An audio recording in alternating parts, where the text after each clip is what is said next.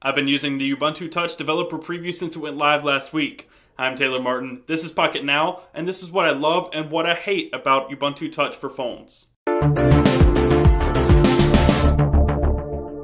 I first installed Ubuntu Touch on my Nexus 4 when the developer preview images went live. I've been using it off and on ever since, and I've noticed some things that I absolutely love about the operating system, and I've also discovered some things I absolutely hate. So to start with, we'll go over the first 4 things that I found that I just cannot stand about Ubuntu Touch.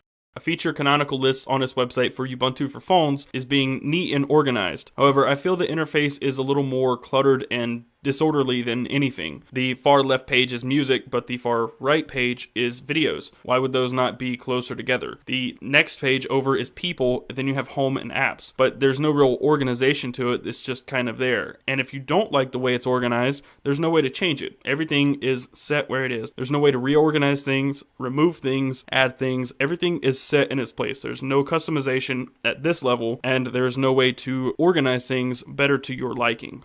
Which gets me to my next point. The interface, and maybe this is just how it is for the developer preview, but the interface is extremely redundant. For instance, your people page has your most frequently contacted people. That exact same list of people is shown one page over on the home page. There's also a page of frequently used applications on the application page, but if you swipe over one page to the left, they're also there on the home page. Your recently played music is on the home page and also on the music page. There is just redundancy all throughout this operating system, and it's very annoying. Problem is, you can't change it. There's no way to delete one area of frequently used applications from the home page, or maybe the applications page. It's all there, set in stone, for now at least.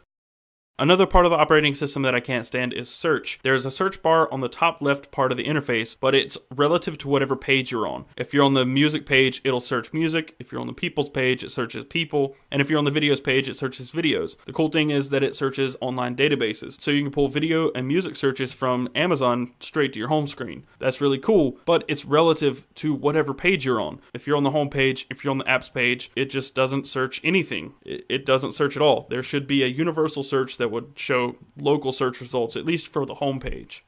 The fourth and final thing that absolutely drives me up the wall about Ubuntu for phones is the gesture navigation. It's also one of my favorite features about the operating system. It's one of the most distinguishing features, but it's so clunky in average usage that it makes navigating kind of difficult in some scenarios. For instance, if you're in an application and you want to go home, you swipe from the left side of the display. To access your favorite applications, you also swipe from the left side of the display. The difference is how fast or how slow or how far you drag your finger. The problem with that is that it's hard to get it just right every single time. So sometimes I want to go home and I open one of my favorite apps, or I want to open a favorite app and I go home, or somewhere in between there, the favorite app store stays open but nothing happens. The rest of the gesture navigation, swiping from the right side of the display to switch back to the previous application, works great. Gesture navigation can be great, but Canonical really needs to focus on how to make it better. It's very clunky right now, and they're trying to do too many gestures with only 4 edges of a display.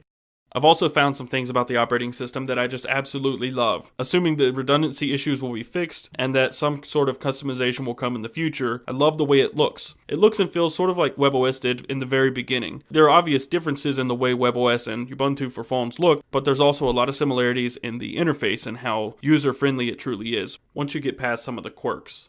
Another feature I love is the quick access to your favorite applications. A simple gesture from the left side of the display will unveil a short list of your favorite apps. Scroll to the one you want and let go. The app you selected will launch, and you can do this over and over. It's very quick and simple. I actually loved it so much that I found an alternative for Android called Glovebox, and it works almost exactly the same. Another feature that is hard not to love is how easy it is to switch back to your previous application. Simply swipe from the right side of the display left and your previous application will appear. Do this over and over and the previous applications will appear sequentially, starting from the most recently used to the oldest. Last and most certainly not least is the notification shade. Much like on Android, you pull it down from the top of the display, but that's where the similarities really end. With Ubuntu, you can swipe down over different status icons to open different parts of the notification shade. It's sort of like a paginated notification area. Swipe down over the messages icon and you open your messages. Swipe down over the battery icon and you get your battery status and your brightness toggle. You can tap the time and see all of them at once and quickly jump to whatever page you need. And if you pull down over the wrong status icon, you can simply swipe from left to right to jump to the page you need to. There's a lot to love about Ubuntu Touch for phones, and there's also a lot to hate. Canonical has their work cut out for them, but this is a great start. If you liked the video, be sure to give it a thumbs up, subscribe to the channel, and find us on your favorite social networks. You can find us on Google Plus at +PocketNow, Twitter at PocketNowTweets, and Facebook at facebook.com/PocketNow. I'm Taylor Martin, and I will see you next time.